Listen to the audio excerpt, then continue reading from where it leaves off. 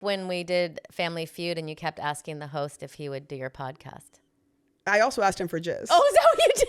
Moshe asked him to do the podcast. Moshe asked for the podcast, but this was, what's his name? Steve Harvey. You asked Steve Harvey for his jizz. Look, if we had his baby, we'd have all the resources we ever needed.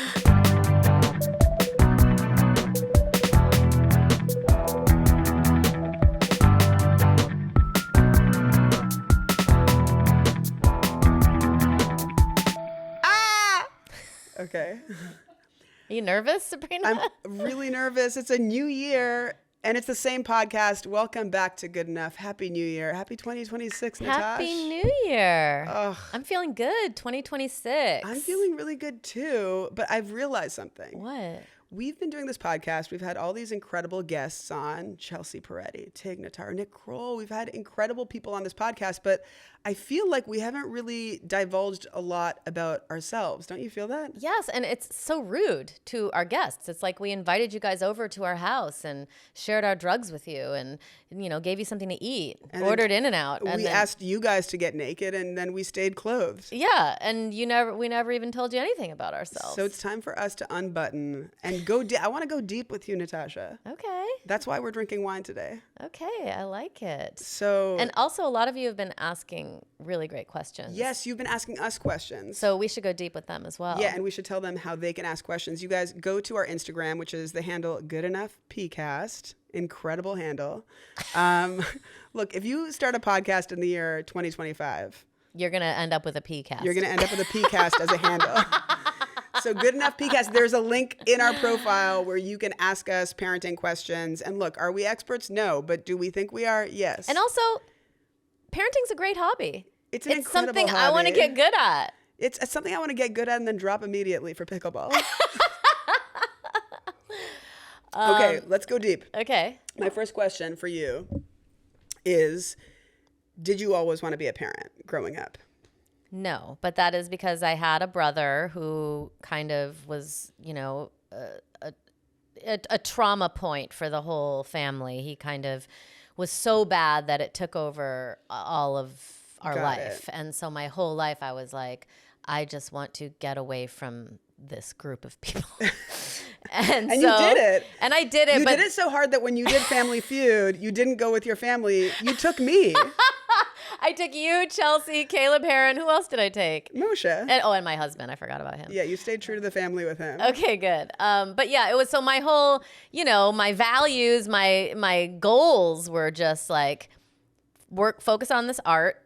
I wanted to be a performer and get the fuck away from these people. And so for me, I never then made the additional step of whether or not I wanted to have a child. The answer was always until I make a name for myself or get any success, then I wasn't even thinking past that. And so at what point did you start thinking past that? Honestly, when I met Moshe, because I saw that he was a very dedicated person. He was a family man. He had sperm. He had some sperm lying around. But no, he was very serious about wanting to be a father. And, you know, a lot of these comedians, you see these comedians and you're like, all of a sudden they just turn into these great fathers, you know? And it kind of, but anyway, so I thought, well, my mom did it alone. And I knew I was never going to do that because it was obviously 3 kids by herself in the 80s. She was, a secretary. She was definitely not living the dream. And then with the problem child who kind of took over the whole situation, like to the point where he would drive her to the brink. Yeah. It was constantly like, you know, he would just, and it's still happening. And you see how this can just tear away at you, you know? So you saw that you basically were like living in an infomercial on being childless. Yes. And yet then you met Moshe. He had this dream of having a family, and soon that became your dream? Well, I kind of met him halfway because he was like, well, I'll have half a kid. No, well, he was like, I definitely want 2 minimum. And I was like, oh, well, I'm not up for that. Yeah. Because he's like, well, my brother's my best friend, and I would never want to have a kid without sharing with them a sibling. And I'm like, I'm 43. You know, I don't know how many of these embryos on ice, because I did freeze my eggs before I met him. Great. Because I was like, well, you never know. I'm always changing I could maybe want this. So smart. So by the time I was 38, I did freeze my eggs. And then when I met him, I was like, you know what? You can have them. Have these eggs. Do with them what you will. But honestly, my daughter's so amazing and so magical and funny and gorgeous, and I would never take it back in a million years. That's why anybody that's like on the fence, I'm always like, whenever I find someone that's on the fence, I'm always like just subconsciously, I'm just like, push them over to the other side. And I get it. Moshe told me I have to stop telling people to have kids. No, you turn into like a timeshare salesman, and you just want to seal the deal because it feels so good for you. And I get that it's not for everyone, but if you are on the fence. And also it's expensive, and I understand that. And that's why like my pitch is that in your mid-30s, if you can gather enough resources to be able to, at the very least, get your eggs out of your body. Get your eggs out of your your body. You do have more freedom than we've ever had in the world. And this is only like 15 years old, this kind of, this new technology. Yeah, and that's why in our episode with Ricky Lindholm, way back last year in 2025, we talked a lot about fertility and definitely check that one out. Hitting roadblocks and what you can do to pivot. I'm just very passionate about talking about alternative ways to have a kid and not just visualizing one path. If you are passionate and IVF is not working and you are in your early 40s and they're like, look, the eggs are dry, you can, it is an option and a beautiful option to look at getting a donor egg. But what I also want to talk about while we're here, just in this moment, if you are able to freeze embryos, if you're queer and thinking about freezing eggs, freezing embryos is so much more of an insurance plan. Yes, because the eggs can die once they like test them. Once they thaw. Me personally, for our second child, Rowan, he took 4 years and was devastating. I miscarried. My wife miscarried. It was just Wait, bleeding. but I want to ask you first too. Wait. Okay, yeah, let's not get there yet. Before you get into this, did you always think you would have kids? I always knew that I wanted kids. Really? Yeah. So my dad is Pakistani and my mom is Swiss, and I grew up in this home which was basically like a pipeline for immigration. Can you expound on that? This gets shut down by MAGA right away. Well, my mom married this man, but didn't realize she was marrying basically his whole family. My dad is the eldest of 8, and he was the first to immigrate from Pakistan to Toronto. And so he immediately was like, everybody's coming here. And so one by one, each family would move. Into your house? Yeah, kind of. What? Yeah. Their first stop was the Jalees house? I have like over 30 cousins. Oh, over my 30 God. first cousins on that side. I've lived with like, at one point, a family of 8 came and moved into our basement. Who were related to you? Who were all my cousins. And I just really always loved connecting with these little kids. And I really saw them, some of them I really saw them as my own. I would like save money up to like buy them presents, and I just loved that relationship. This would be my daughter's dream if we just had a different family living with kids living in the basement. Look, all I've got time. I've got a couple Pakistanis that'll take you up on it, and by a couple I mean a couple hundred. You should have married Brown. But I did have this point when I was realizing I was gay where I felt like, okay, I might have to say goodbye to that dream, which was part of, I think, what stalled me in accepting that I was gay. Because I just, at that point, I was born in 1985. I didn't know any gay families. There were 0 gay families. There were barely any gay out people until I got a little bit older. And so even George Michael wasn't out. Yeah, like even people who were like, you knew they were gay, but everyone was like, yeah, they're not gay. It was just like strategically bad to be out. Like I remember sitting with like a very famous comic, and he was like, you've got what it takes, kid, and let me give you some advice. And the advice was like, don't come out of the closet. That's what they told you? Yeah, but it was like a straight guy that was being real about what he saw out there. It's like you come out of the closet, all of a sudden there's like nothing to audition for. And I obviously had to realize like I'm a creator and you kind of create what you want to see out in the world. And that's been like, it's been incredible to see like what the kinds of shows and people and exposure that we have now. Like our kids are growing up with 1,000 examples of any way to be, and it's all okay as long as you're proud of yourself and talented and out there. It's like, it doesn't seem like this big, bad, scary thing. But back then I was, when I came out, really afraid that meant that I would not have my dream of having a family. And then when you met Shauna, were you like 100%, this is the one, this is going to be We our both family? were like, we want kids. Aw. And so we kept on fucking. And we fucked and we fucked and we fucked our lives away. And no, You know, this is one of the best stories I've ever heard, so you have to tell it right. Okay. Shauna and I love to have sex. No, the story of what? How you had your babies. Okay. So Shauna and I were living in LA. We've been together for, I guess, about 7 years now. And we start to see our friends have babies. I think this is the way it happens, right? You see your friends have kids and you see that that's happening. And you're like, oh, I think I want that for me. And That's funny because when I saw that happening, I was like, oh, I'm not ready for that No, yet. but eventually you did. That's But true. you did go sneaky freeze those eggs. That's true. You said that's true. not happening, but you got those eggs out of your body. It was almost insecurity that made me freeze the eggs because I was like, what if I change my mind? Yeah, but that's smart. That's really smart. Whether you want them or not, if it's something that's like within your resources to do, it's just a smart thing to do. Because I also think it allows you to date as a straight woman without that looming sort of Yes. like musical chairs that is real about fertility. It's like men can be Al Pacino, 150 years old, toss their old jizz into a young woman and have a baby. But for women, as we all know, it really is like musical chairs, and you date it, whether you like it or not, with this sort of idea of like the music's going to stop and I'm sitting on this chair and it's rusty and it's rickety, but I'm going to fucking make a baby on it. The analogy stopped working at a certain point. But Okay, so you guys are in love. We're in love. Shauna's 6 years older than me, so she's at about 37, 38 when we're starting to be like, and we always knew she would carry. It was always just sort of like baked into the premise. It's generally speaking, the one with broad shoulders carries heavy luggage. The other one carry a baby.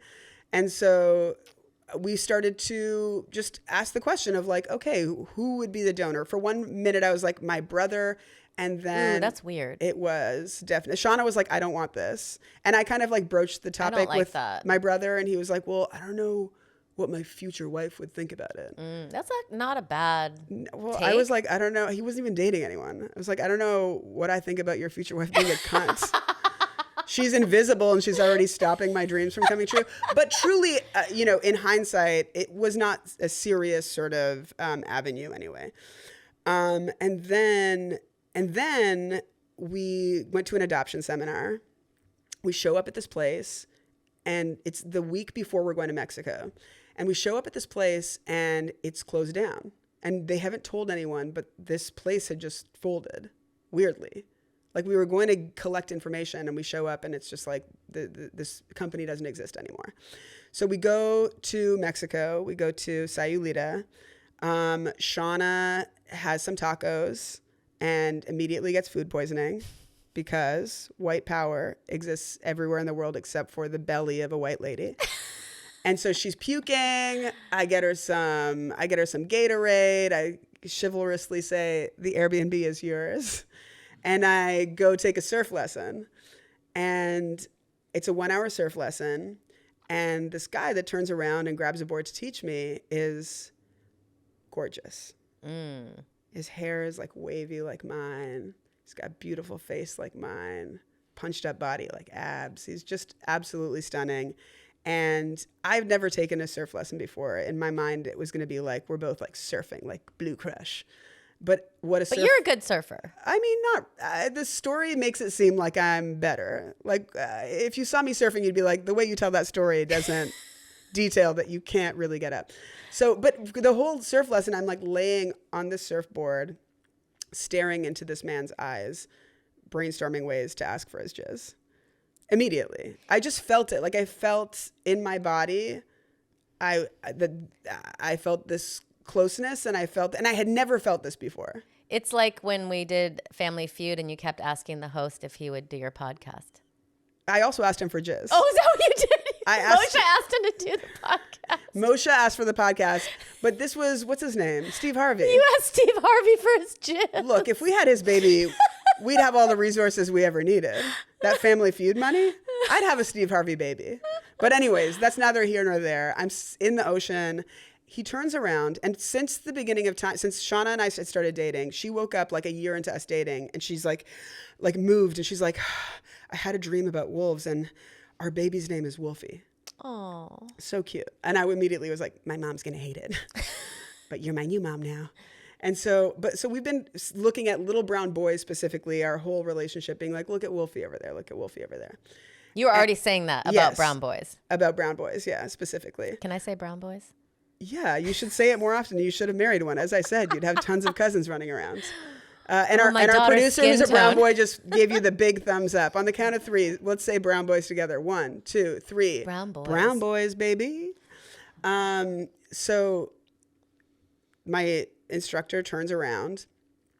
Does he not, on his back, have a tattoo of a wolf? Okay. And that tattoo is the exact same crop and style of a wolf as this plate that we have at home that 1 year before, this is like a Christmas trip, 1 year before, our friends had given us as a joke, like from Goodwill, a plate that had a wolf on it, the exact same as that tattoo. And in the corner it said mom. Wow. And so I'm like, That must have given you the confidence. I'm like, the jizz is mine. The jizz is mine. You need to give it up. You gotta fill my cup. So the next day, this is just internal, and we have some mezcal after because, as you know, my wife is puking and shitting at home, and so You and the instructor. yes. Okay. And we're talking, and he's just beautiful. And he spent some time in Texas because his mother was getting a PhD there. And he's just like this sweet, sweet guy. I also remember when we were in the ocean, there was like a little piece of trash that floated, and he grabbed it and he put it in his pocket. I love when people do that. Yeah. And if I would have done I've that. never seen anyone do that in the ocean, but I like when people do it. He just like in very the wilderness. casually did it in a way where I would have been more performative about it, you know? So I also conscientious. And he also had this chill about him where I at one point got up and then kind of crashed into someone else's lesson. And the instructor goes, that wouldn't have happened if you were taking a lesson with me.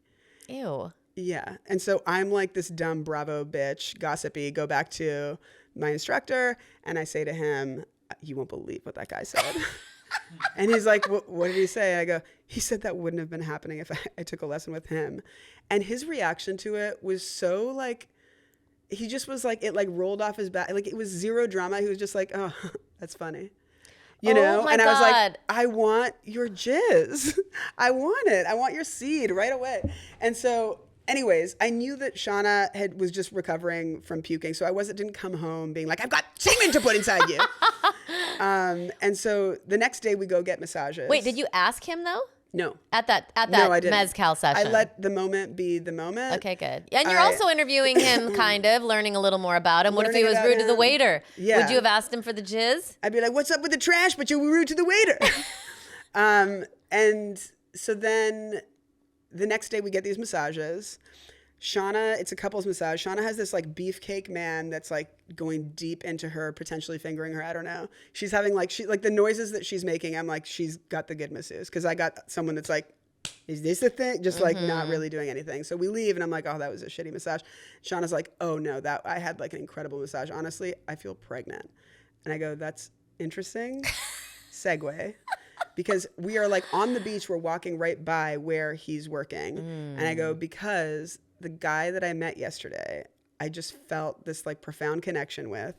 He has a tattoo of a wolf on his back. And my wife is all about signs. And so she's like, all right, let me meet him. But at first she's also like, But you also crazy. have no idea if he's going to say She has no yes. idea. She's kind of like, this is a crazy idea, but let me meet him. She walks up to him. I introduce them. They say hello to each other. We keep walking. And literally as we're walking away, she goes, you can ask him. Well, it's funny too, because it's like, knowing you, I know that if you're going to ask someone something, there's an 80% chance that you're going to get what you want. Oh, hell yeah. Because you're just like that. Forceful, controlling. You're very forceful. I want Why what do you I think want. I'm here? You're here. Look, gun to your head. There's a bazooka on the other side of this camera. No, but this is so then she says you can ask him. I can't believe. I mean, so many people would think of this but never follow through with it. Well, and that could have been us. It's like truly all about destiny. And this is something that like I'm raised by immigrants. My wife is constantly like, follow your intuition. It's a sign. And I'm like, a stop sign's a sign. Like, what do you know, like people can take it too far. And, you know, in the sort of like. You live in the rational part of your mind. Yes, I'm sort of like the skeptical and she's the mystic. But she says you can ask him. And so at that point, we have basically like 24 hours left in Sayulita. And we have this fishing trip booked the next day. And we're heading to this boat to go fishing. We have our cooler full of Modelo. We're all ready. And the guy that's taking the boat out is like, sorry, the ocean's too rocky. We can't go out today.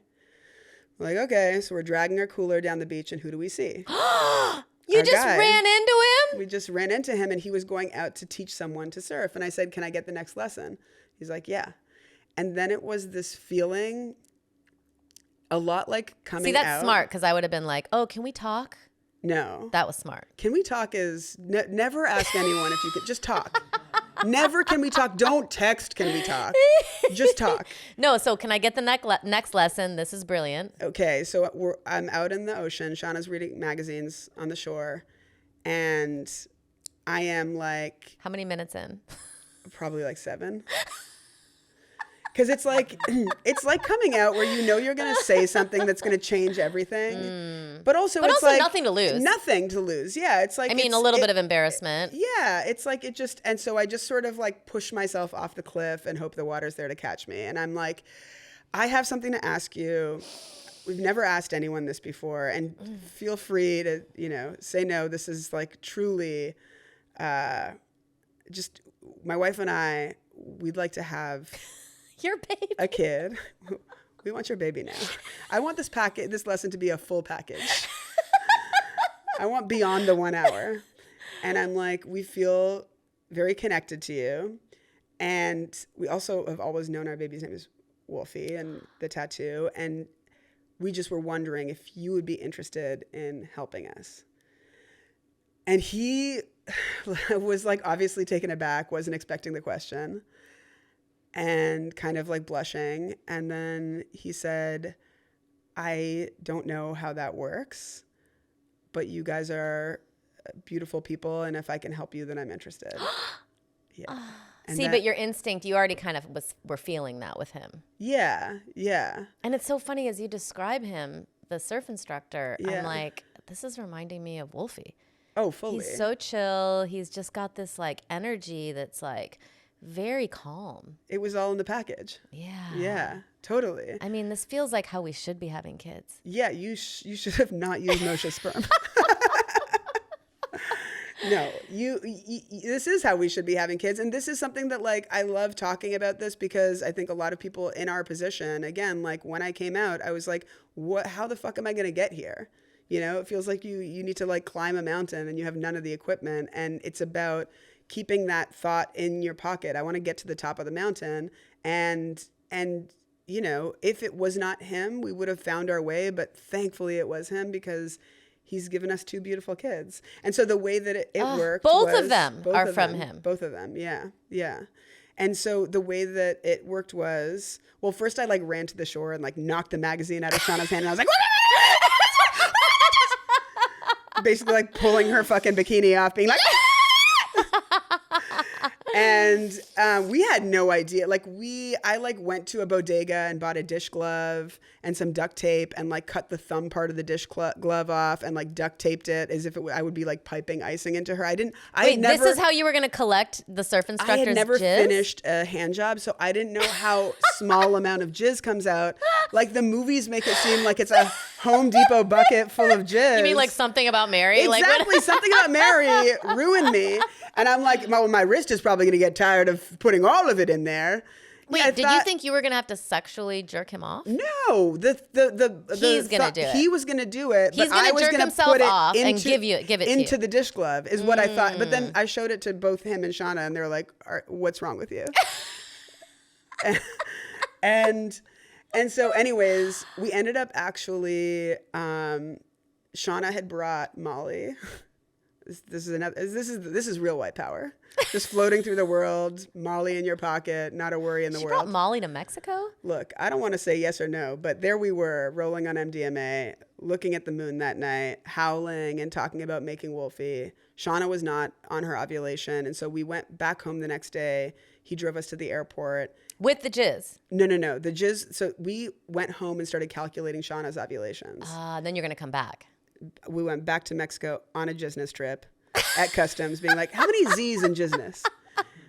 And we have this beautiful time with him, and he kind of like tours us around the area. We go to these amazing places. We're getting to know him, and Shauna keeps on peeing on the stick, and then she's ovulating, and he came into a cup.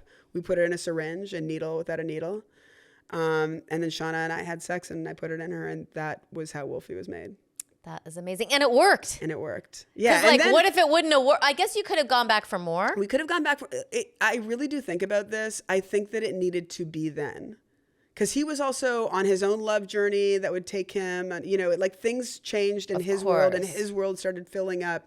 And it just would have been much more complicated. So I feel like down to the ocean being too rocky to get on the fishing boat, the wolf tattoo, all of it was just sort of like, I feel Wolfie was kismet and beshert and destined. And I think that I feel the same way about my daughter. And hearing someone say this before this story, I'd be like, all right, dyke. But like, I do feel he was destined to be made, and the ocean made it happen. And that was how we made Wolfie. And so I was going around being like, fertility issues, not actually a problem. That's a myth to keep women down. And so then we learned our lesson with the second baby. We had a sort of a up and down the mountain with making Rowan. And how many times did you have to go back for more dish? Oh, that story. Dish gloves full of jizz. That was a lot of dish gloves. That was a lot. That was a painful glove story. It was a lot. It was an IVF clinic in Puerto Vallarta, which was not good. It was a lot of transfers. Shauna miscarried. The embryos didn't take. That was 3 transfers and kind of coming up against COVID. And then I was like, maybe it's internalized homophobia. Maybe I should carry because it was my egg and our donor's sperm. And then I put jizz in me. I got pregnant right away. No one likes a butch woman pregnant, not even Mother Nature, because I miscarried at 3.5 months. I was like, okay, well then at that point, then I'm on tilt too. It's a casino term when you're gambling and something. I know. You know tilt? I often am on tilt. I'm on tilt. That's how I know. We walk out of the studio just like sideways. Yeah, you're like, I mean, I felt like I had this baby in me, and I need a baby, and I got to get this baby. And that was really tense for Shauna and I's marriage, because Shauna was, in her mid 40s and was like, I need to know, to feel comfortable with this. I need to know that there is an end in sight. And for me to feel comfortable, I needed to know that we would continue trying by any means necessary forever. So living under an umbrella of loss and kind of at odds with each other in terms of what we needed, we flew his sperm, because at this point it was post-COVID. It was hard for him to travel. He didn't have the visa to travel here. And so we flew his sperm from Tijuana, where he was taking an immigration interview, to this clinic in Mexico City, to Virginia, weirdly, because they had some handshake agreement, to Pasadena, to our clinic. Oh my God. And that frozen sperm then made 2 batches of embryos, one from my frozen eggs and one from my fresh eggs so I did 2 other retrievals. And this is why I also want to talk about this, because I think some people feel like they do one IVF cycle and they think, oh, it's not destined. But there were 0 viable embryos from my thawed frozen eggs, and there were 3 viable embryos from my fresh embryo making embryos. And so we put one in. It was a girl. She was like, in this economy, in America, no thank you. She's like, I'm not being called Wolfie. I ain't doing that. I ain't gonna be Wolfie part 2. And then we put a boy in, which was our last real, the third one was kind of viable-ish. And we put our last strong one in, and that was Rowan. Yeah, don't worry about these grades, because my daughter was a C grade, and I was like, what does this mean? It was the only one that worked, and like, she's the most A+. She's an A+ version that you could have. I don't know what they're grading on. Yeah, well, it's like it's such a mystery, because anything to do with women's health is absolutely not to be funded or paid attention to. Mm-hmm. You've got to kind of like follow these tunnels underground. So consider this podcast one of your tunnels, and consider this potentially your inspo not to give up. That is such a beautiful story, and it really reminds me of what Ricky was saying on this podcast, which was, if you want to have a baby, you will. Yeah.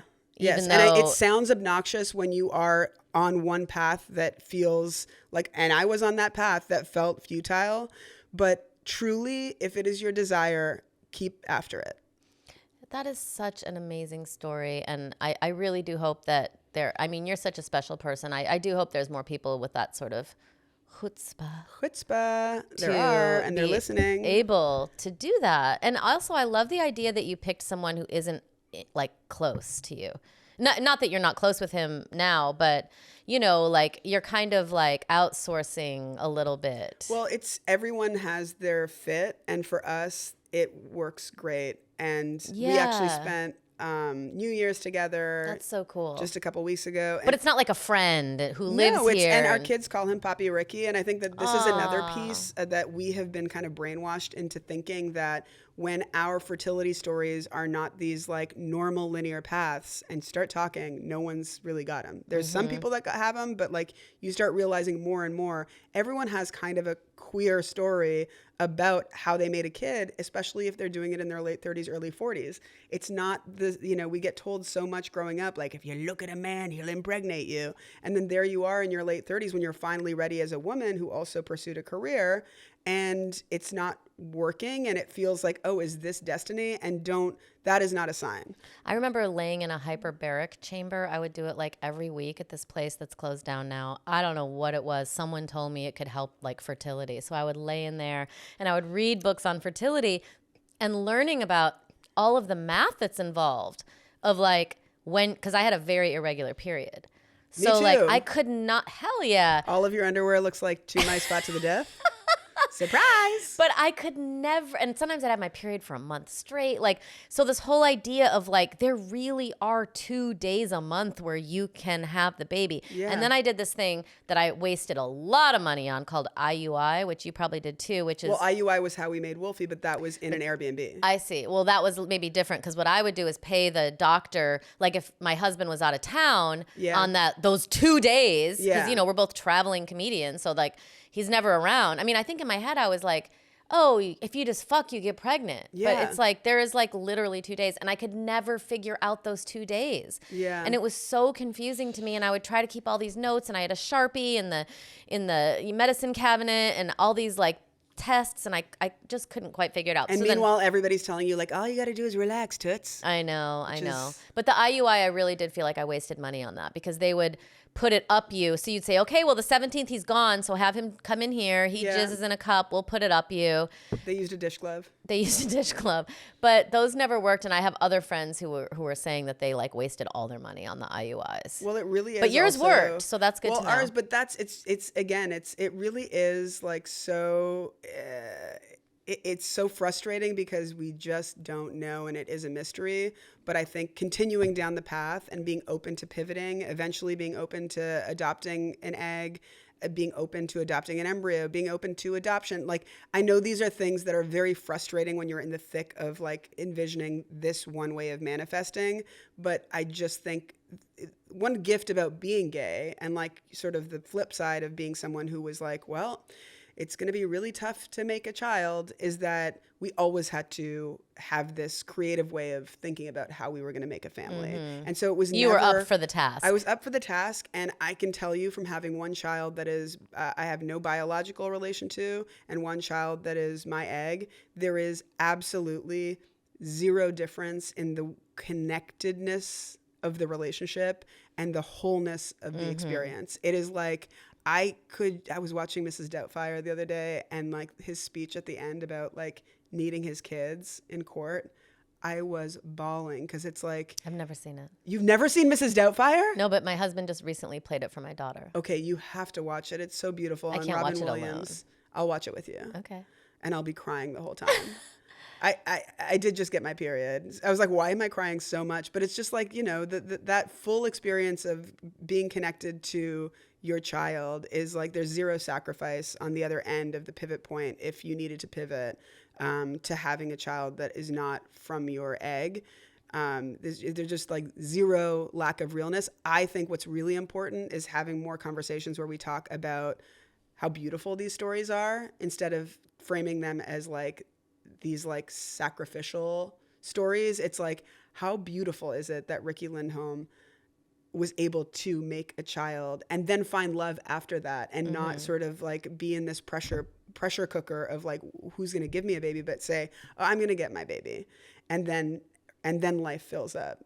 And talking to your children about the interesting ways that they were made. Like Wolfie sometimes will meet someone new and he'll like elbow me and be like, tell them how it was made. Aww. Because he knows it's a cool story. That's you know? so cute. And there's no, I think the hiddenness around it, even if you end up using sperm from a sperm bank, it's like, we wanted you so badly and the world was saying no, but we knew it was a yes, is not just the framework, it's the truth.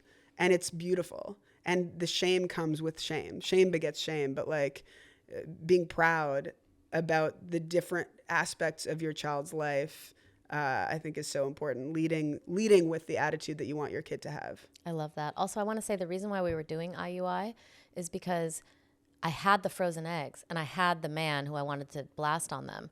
But the doctor, who also had hair plugs and a vape in his pocket, so I was like, why am I listening to Okay, this? so he's hot. Well, he was just like, he really talked me out of using them. And he's like, those are your insurance policy. You should be trying to have a kid naturally. So that's why I kept trying for like 2 years. And I probably spent like 20 grand, you know? That guy like, needs to take a couple plugs out, stop vaping, and read a book. 2 years is too long. Right. So he was very into like this idea. He just kept saying, this is your savings account. And, you want to, this is your He's checking like, account is your fertility. And speaking of checking account, look at how much I've been charging you. Look at this beautiful trip to Acapulco I took on your dime. Exactly. So, I mean, in a way, I wish I would have done it sooner, but in a way I don't, because it was like all of the moment that made my daughter. So Yes, it's like, exactly. I wouldn't want to have her any other way. So well, that's the beautiful thing, is that at the end, it's like when they talk about childbirth as this thing of like, it's so excruciating and then you forget it all. And it's like, I think about our conception journey for Rowan that way, where it was so hard on our marriage, financially, energetically, for me to be a comic doing shows. I was trying to for your son to see like how much you want to have another child. Yes, and also like involving him in the grief of that. Yeah. It was like, but it was certainly character building. It certainly built our resilience as a family. And now we look at Rowan and it's like there would be no other way to get Rowan, so it was all worth it. It's like, I'd do it again. Me too. Well, speaking of doing it again. Do you have another question for me? I do have another question for you. What parenting thing for you sort of went out the window once you had a kid? Like, what was the thing that you sort of judged before other parents doing, and then here comes your child and you're like, oh. This one's really easy for me because I read this book, Bringing Up Bebe, which is like the French way of parenting, and they were all it's about really spelled bébé? Yeah, Bringing Okay. Up Bebe, and it was First school cigarettes. It was are just a must. It was actually written by an American woman who spent time in Paris as for work and then came back with all this knowledge. And I was really into the book because it was just like, you keep your sophisticated self, girl. You wear your eyeliner, you do all this stuff. And I was like, that's who I'm going to be. And like, even my book, the first draft of my book was called You're in My Light, and just the whole idea that like the child would just be this like thing that I would have, and it would be this expensive purse, and it would be great, but like, I would still retain all of the glamour and glory, and I feel like that was just a lie. It's been just one degrading thing after another. But you know what? It's still worth it. Worth it. So that was a big myth. What about you? I remember being in Palm Springs and seeing Gavin Rossdale's family descend on the restaurant we were in. And he had, I don't know. Is that like No Doubt? Or so? Who's Gavin? Gavin Rossdale was Bush. The band Bush? The band Bush. Breathe in, breathe out, breathe in. Okay, so he's Glycerine. Out with his family. He's out with his family post No Doubt divorce. And there's like 5 kids at the dinner table. Next to each of the kids is a nanny. And each kid has their own nanny? Not just that. Each nanny has their own tablet. Each child has their own tablet. Stop it. Yes. And I remember just spending the entire dinner like staring at them being like, what the fuck, dude? This seems awful. And now I'm not going to a restaurant with my kid without a tablet. Oh, so you were like, this is... I'm just like, you judge that before you have a kid, but guess what? It's like you either leave your kid at home with a babysitter or you get a free date with your wife and your child gets to be on the tablet. And what we do is we'll make sure that we are engaging with each other before he goes to the tablet. But like, it allows us to connect. I'm not judging you, but I don't do that. I know that you don't do that, but I wish you would. Because I've been to dinner and we're like, when are the kids going to be on the tablet? And you're like, never. And we're like, all right, so I guess we'll do Rose and Thorn again. Rose, when I go to dinner with my child with a tablet, Thorn. But it's truly because one of my goals for my child is not that you don't want a conversationalist, but it was just it was just one of the images I had in my mind because I never had that as a child. We never had family dinners. Yes. And so... in my family dinner mind, is different. I'm cooking dinner. We're sitting down at the table. Right. It's different than... You don't let him do that at home. No. At a restaurant, it's kind of... There's something like adult about a restaurant, the pacing of the meal. And I think choosing your battles... We talked about this in the episode with Big Little Feelings with Kristen and Tyler. It's like she was talking about at a photo shoot... I'm a parenting coach. I'm not generally bribing my kids with candy, but it's a photo shoot. So have as many Starbursts as you want if you're going to smile. And I think of restaurants as sort of those circumstances. It's like, I feel like the plane is that for me. Yeah, the plane. And driving. It's like picking your battles and driving our rule is no tablet in the drive. Oh, okay. Okay, so we're better than you. So for me, I was in the car and I had to be bored in the car and I want to retain that for him. And it's not disturbing anyone if he's complaining about being bored. And there we are in the front row. Sometimes we'll listen to podcasts that I think kids podcasts, Trivia for Kids. Yes, she loves that. A great podcast. But that's something that went out the window. Hey, this is good. This podcast's good. Should we take some questions? Let's take some questions. All right. Johnny. And by the way, there's more to reveal about our lives, but we don't have to do it all all right now. That's all I've got. Show off. There's more to reveal. You don't let him ever watch TV in the car? Not really. No, but that's also... What if you're driving to Palm Springs? But now you've conditioned your child to tough it out in a restaurant, and we've conditioned our child to do it in the car, and it's like it's just choosing where it is. But I think you're right. It is important to have a kid that is able to be bored. I just... That's the main thing I'm working on right now is trying to be okay with her being really upset with me for not being able to do what she wants to do. Yes. And it's slow. Today in the car, she requested Hamilton. Okay. And then she requested Into the Woods. Two things that I'm into. A theater buff. Right. So I'm like, I am encouraging this. Or to be a gay man. But nothing fills me with more joy than when she's even when we planted the apple tree for the holidays, and she was just like, bless you, apple tree, and she got an apple and ate it and threw it out into the woods, and I'm just like, okay, well, this is wholesome. These things make me happy, when we're sharing interests. Yes. Yeah. No, I believe in that, but I will never not plant something without putting a tablet in front of my kid. I'm kidding. All right, let's listen to one. Yeah, let's try to help some others. Yeah, we can't just help each other. Hello, Good Enough Pod. Okay, for context, my husband and I unexpectedly became first-time parents when I was 42 years old. Oh my God, brag. And while my daughter now is 18 months and I love her so much, I've really found these early years to be very overwhelming and overstimulating. And since I became a first-time mother a little bit older, most of our friends are child-free. So I find myself turning to Reddit, unfortunately, to find posts to relate with.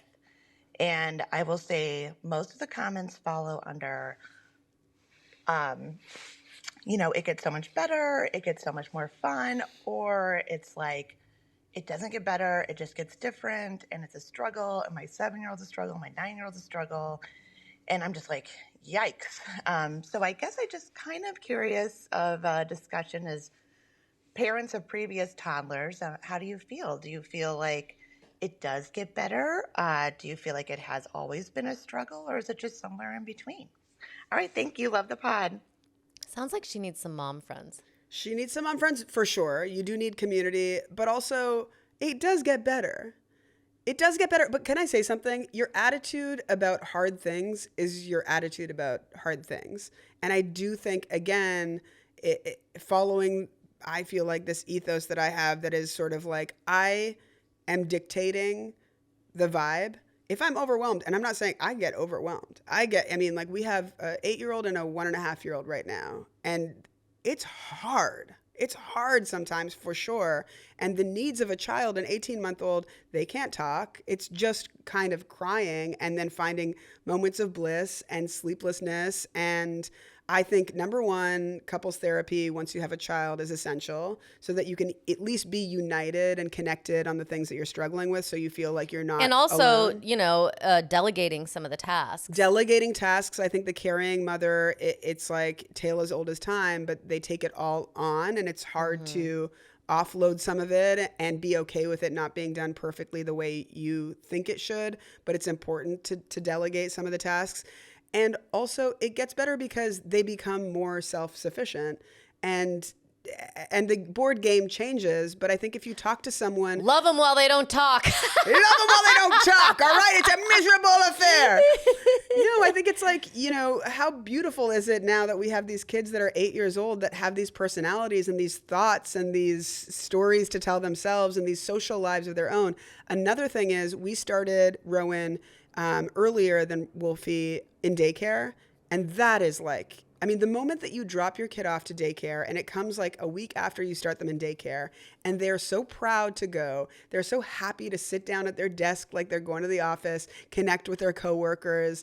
It's just so sweet, adorable. And for the first time in your life, you'll have like this like true sigh of relief. And I know some people, they want to do the nanny route, but I will say having your kid out of your house and into their world and starting to connect in the game board of life and succeed at it is just like, it's a game changer. And that will be when you do feel like, okay, I can take a shower and I can leave that shower and know that I can have a minute after that. And then I can start planning out my day without this looming sort of dread of, okay, I'm going to be plugged into the role of being a mom for fucking ever. Also, I think some of the best times in my life, when I think back now, I'm like, that was such a hard time. I was so stressed out during all that. Like, I remember when I first had the baby, I just remember I have like a hallway, that goes from the kitchen to the bedroom. And I just remember all I would do is just walk up and down that hallway, like go get the bottle, go get the diapers. And I'm just like, is my life just walking up and down this just hallway? A TaskRabbit in that hallway and forever. then I remember like my husband would have friends over and I would just like sit in the nursery and breastfeed, and I kept this log and 5 minutes here and then 5 minutes here. And it was like, but I remember now I'm thinking about it because at the time it was hell.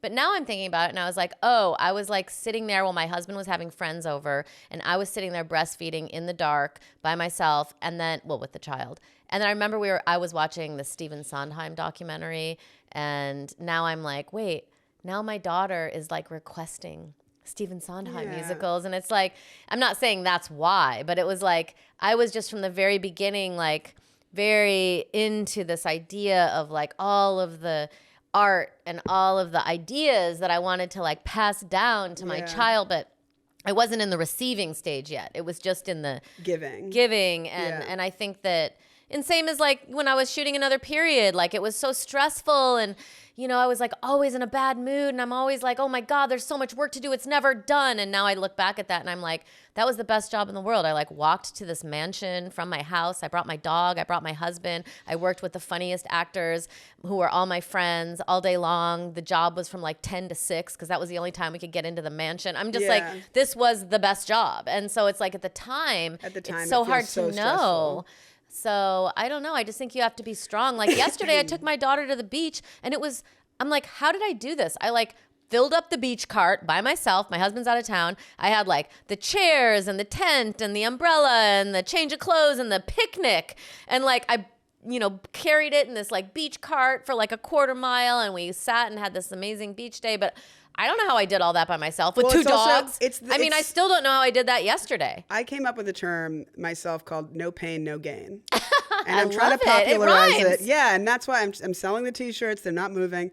But it really is like, you know, I like that you compare it to when you were shooting another period, because there you were show running, starring in something, and making all the other parts of your life move with all of this pressure.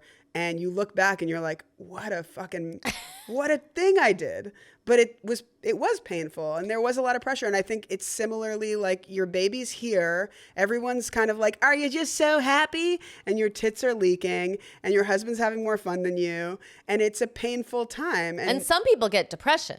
And of course, everybody has anxiety. some degree of depression and anxiety. And so I want to say all of that is normal.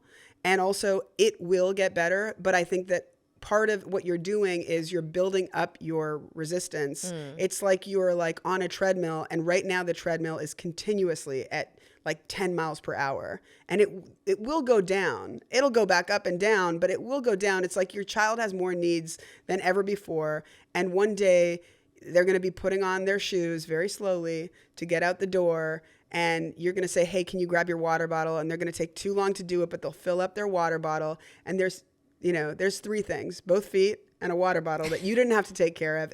And I think if you go easy on yourself, be fine with the fact that the house is messy, be fine with the fact that, you know, things don't look exactly the way you wish they looked, and just know that you'll get through it. There, of course, when you read on Reddit other people having issues, I think just remember too, it is about your attitude.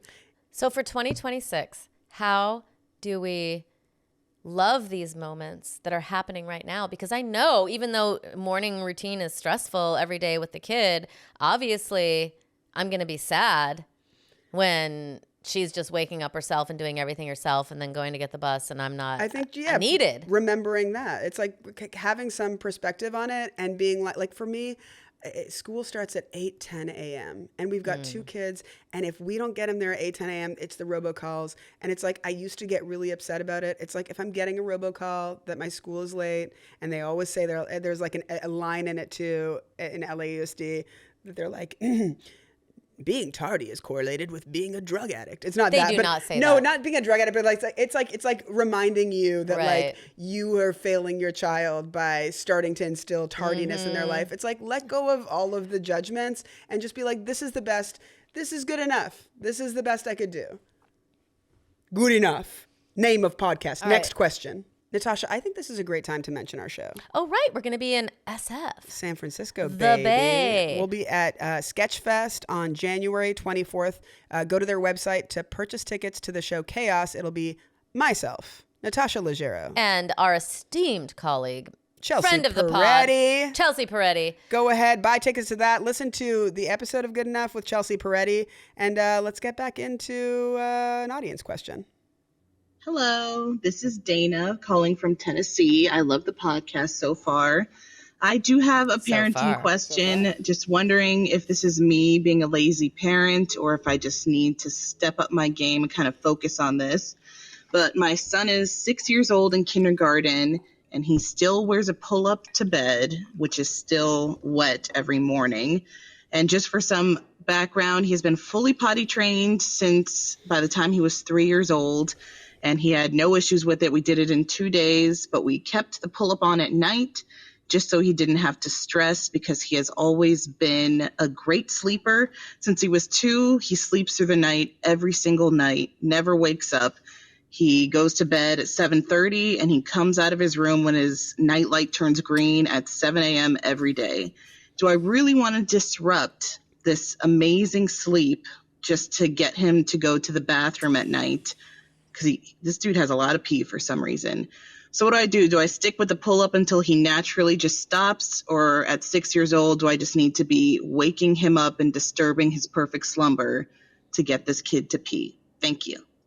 Okay, so you've got a tale of 2 cities, because Natasha, I've always admired how quickly you got your daughter to not wet the bed at night. Well, you know what I did? You woke her up in the middle of the night, right? It's called the dream pee. Yeah. And you go in there, the kid goes to bed at 7, at this age probably, at 11 p.m. before we go to bed, not setting an alarm for 2 a.m., but 11 p.m. before. I read in some book, you wake them up. So my husband would wake her up, and she would just kind of sleepwalk to the toilet, pee, and then we bring her back to bed and she wouldn't wake up. She would be kind of like sleepwalking. But what do you do? Okay, so we But tried. maybe we tried that. Okay, it doesn't We work tried for that, everyone. and I very much relate to your question. First of all, congratulations. Going to bed at 7:30, waking up at 7. To me, that's a big win. And we've kind of got Wolfie on that same sort of, in the same situation that your kid is in, because it's pull-up central for us. It's like. Still? Yeah. At 8? Yeah, he's not 8 yet. 7. He's 7. And we hope, it'll phase out. But I've gone to the doctor. I've talked to many people about it. And some kids' bladders are just, different than others. And they're not having the same body-mind connection about peeing. And I think I classify this under something that I choose to let his body guide us. We've tried the waking up in the middle of the night. What happens? He won't pee sometimes. It's just more disruptive than it is sort of a tool. And I also have a friend who's married to a very famous person. She's a gorgeous woman. And she told me that she kind of dealt with this until she was like 12. And her parents tried everything. There's those like blankets that have alerts on them when they get the pee machine. I remember that. A friend having that. It's like a rubber sheet that like has a red light that goes on. It's not easy. It's not something that I'm like, this is incredible. But there's so many things that he's strong at, that he's doing really well at. And like your child, my child sleeps really well at night. I feel really lucky for that. And we do have goals. We try to set goals for him. We'll try to count dry diapers and kind of have a chart where if he has like 7 nights in a row of dries, he can have a reward. I think incentivizing them to participate in the goal But is what positive. if he doesn't, he's not conscious? He's not. So that's the thing. It's like sometimes we have many nights in a row dry and then it's wet again. And we just got, especially with the second baby, tired of like constantly changing the sheets. And I think something that we could move towards would be pulling the diaper after he has a few nights dry in a row and seeing if that helps. Maybe like feeling the pee would be helpful. But the bigger thought that I have about it is that all of our bodies are progressing differently. There are things that Wolfie does that are like way ahead of the game compared to his peers. It just comes naturally for him. And this is one thing that... I mean, he's basically like a legend at his school. He's a legend at his school. He's like a DJ. He DJs. He's doing fantastic. And I think this is one thing that he's behind in. And it just feels so intrinsic to your body that I think putting too much stress on it and feeling like a failure or feeling like you did something wrong, there's absolutely no upside to it. So what we're doing is this idea of like incentivizing a dry diaper. And what we might shift to is after we get more consistent with the dry diapers, being like, okay, we're pulling the diaper. Do you call it a diaper? Yeah, we do. Isn't that weird for a 7-year-old to think he's wearing a diaper? Well, as we do, sometimes I'll like have a conversation with him about it where I will be like, this diaper, man. He's like, and he'll be like, don't be mean. And it's like he is emotional about it. Like he doesn't love that this is the case. Like he had a sleepover last night and he'll like privately go put it on. But also, you know what? I think with all of this stuff where your child is facing some sort of adversity where other kids will make fun of them. Like my mom kind of has said to him, like, you don't want other people to make fun of you. And it's like an old school way of parenting that I don't think is going to move the needle. I don't think telling him that kids are going to make fun of him will help him. If he could choose, he wouldn't be pissing the bed at night. Yeah. But there his body is, just having a great old time. And to be honest, I wish I could piss the bed at night. That sounds Waking fun. up is a fucking nuisance. So I think he will naturally, your son, I think it's your son you said, and I think boys also have a harder time with this than girls generally, but things will naturally unfold. Having a conversation with your doctor, I think when we went to go talk to the doctor about it, that was one point where we were starting to have conversations with Wolfie as well and saying like, if this doesn't change, like we're going to have to like look at other reasons why this is happening. And, but ultimately from what I read about it, shame is not going to be the answer. And I really like that you're sharing about this. And I think it's like, it is true. Some of our kids, like, cause my daughter is very like verbal and almost erudite with her language. But then when she does things that are immature, I'm kind of like, what is she doing? Why is she doing that? This isn't who she is, you know, but it's like, I don't like we had a Christmas program and she wasn't really doing the stuff on stage. And I got kind of really upset by that. Yeah. And then another mom came up to me and she was like, oh, your daughter was so amazing. Yeah. I just loved watching her. And I'm just like, I want to be more like that, like embracing, like, you know, like I don't have to pick her apart how I pick myself apart. Exactly. It's all of our inner It's children me. that are like, well, I would be bullied if I pissed the bed at night. And I'm like, you know what? Why don't I raise a kid that is actually not going to be ashamed if something comes out about him that isn't perfect, that isn't at the level that he's supposed to be at. The goal is to reach the level. It's not that I'm like laissez-faire. It's not like we're not having conversations about it. It's not like we're not trying things. And at the same time, we're not sort of laser focused on like, by this date, this thing about his body has to change. Yeah. All right. Well, I think you have a really good attitude about it. Yeah, well, you know, you and me both. We're spending too much money on diapers. The diapers look like they belong on a grown-up, and there we are in the adult diaper line. This is just at night too. No, this is just at night. Yeah. But I will say there's been like a back and forth in general with his bladder. It's like he definitely, like, the signal's not signaling as hard as it could be. Maybe there's like hypnosis. Sure, we'll do. I live in LA. We'll do that when he's 15, pissing the bed at night. We'll do hypnosis. All right, well, let's do a meme of the week. Oh, let's do the meme because of the we got to week. get out of here, We girl. have It's to. 2026. It's 2026 now. We have a lot to we have accomplish. literally a year's worth of things to do. Can parents prevent a child from having depression? The answer is kind of. Genetics plays a role, and depression is known to have a genetic component, but it also carries an environmental component. So I want to share with you 3 ways parents can increase the chances of their child not developing depression. Number 1, validate but don't rescue. This means when a child is experiencing an unpleasant emotion, you don't try to immediately remove the feeling for them. I do that. An example is the family dog passes away, and within a month, the parents get a new dog to erase the sadness. The other extreme is when parents invalidate their children by saying things like, stop crying or toughen up. I don't do that. The key is to validate the emotion, like saying, it makes sense you're upset, but don't fix the feeling for them. This is so important because children learn to sit with unpleasant emotions and learn that emotions have a timeline.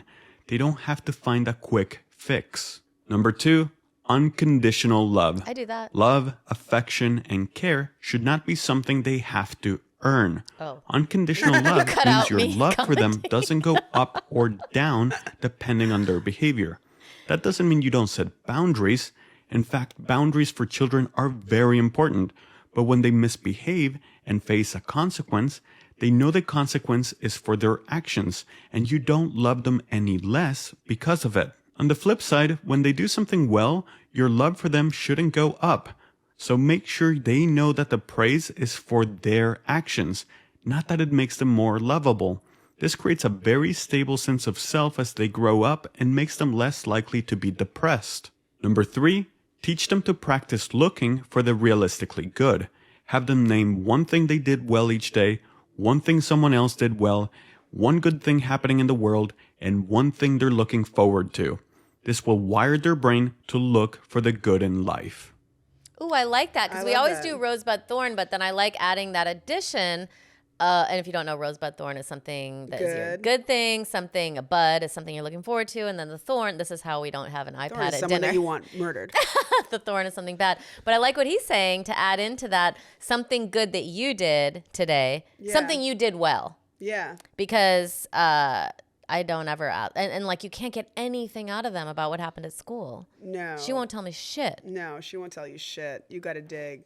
You got to find. I find when you're putting them to bed is where they're like, then you're at the bar having a drink. Because Right. then they don't want to go to sleep. So then you're sort of like, you know, the more we chat right now. Yeah, she like wants to know everything about my favorite dead dog. Yes. Like right at 10 p.m., you But know? speaking of the dead dog, that is an interesting thing. I think our instinct is to like soothe to the point of shifting the feeling. I'm definitely guilty of that first thing. And it is good to be like, you know, you can sit with this. I always say I love this like quote from Michelle Obama. I'm sure I brought it up before, but she talks about parenting and talking to her kid about patterns, about like what you're doing right now is a pattern. And that pattern is something that can be set well into adulthood and forever. And so if Wolfie's having a hard time letting go of something, say he lost something and he's fixated on it. Like our kid loses a tiny fucking thing and we're all looking for it. And it's like, this is the big drama. We get hooked into it.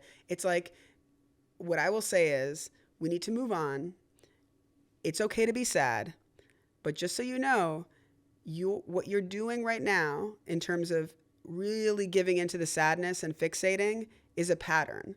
And it's fine for you to have this pattern as a kid. You see lots of kids lose their shit. They lose something and then it's like the end of the world. But like if you keep on programming this pattern where you lose something and then you're sad for an hour, it's going to be a lot of hours of your life. And you might even see some grown-ups that we see that cut us off in traffic, that do all these things, that you don't want to grow up to be a grown-up like that throws the baby out with the bathwater. And then I throw our baby out with bathwater to really set the... No, but like that this is a pattern and that you're already right now deciding how your mindset is going to be, and you'll have a much happier life if you can shift out of it. That's not to say you can't feel it, but I'm just letting you know that's the goal, and I'll be here when you're ready to shake this. Yeah, I'm really trying to sit with her being unhappy with me, unhappy in general, and also having her do things that she can do on her own and not having me do them for her, because it's all a pattern of babying. Yes. Because I do want it's easier to do the thing too. That's true as well. But I also like just have this deep need for her to feel happy. Well, let go of that. 2026 is the year your daughter is miserable. I'm kidding. No, 2026 is the year you're okay if your daughter is bummed, and you model for her that like just, I think that's good too, is like modeling that just because you're going through this emotion doesn't mean the rest of the day, the family, my emotions are going to get pulled into it. I mean, this happens in relationships too. It's like, and this has been a long journey for me. My wife, she's Irish, brooding, a little bit more moody. And like, that's the way her programming has her. And she's absolutely lovely and incredible and magic. But like, I have had to learn as someone who's a little bit more like accommodating Canadian daughter of immigrants, that it's actually going to be easier for us to move through an emotion if I stay true inside my body and don't absorb it. Because then we're in like a bit of a cyclone. If your kid is put off and miserable, and then you're put off and then miserable, there's no lifeline to get out of that. It's like it takes longer. So that's very wise. Well, that's why I was nominated at the most wise at the Potty Awards. Will you text me that clip? I want to try to incorporate some I'll of text that. you that clip. Well, you know what? It's available on our podcast. This podcast, yeah.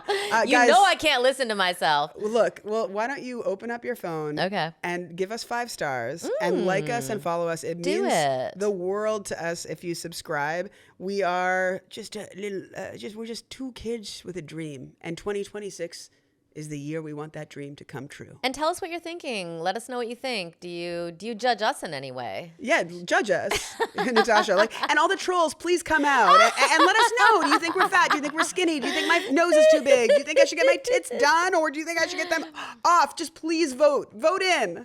No, but I like to hear what the people are saying, because it makes me feel Well, I love the questions are great. Go to Instagram. It's a small known site. We're trying to get that off the ground as well. But our handle is Good Enough PCast, and you can connect with us there in the profile. Send us a voice note. Give us some feedback, and at the end of the day, Happy New Year. Happy New Year. Love you.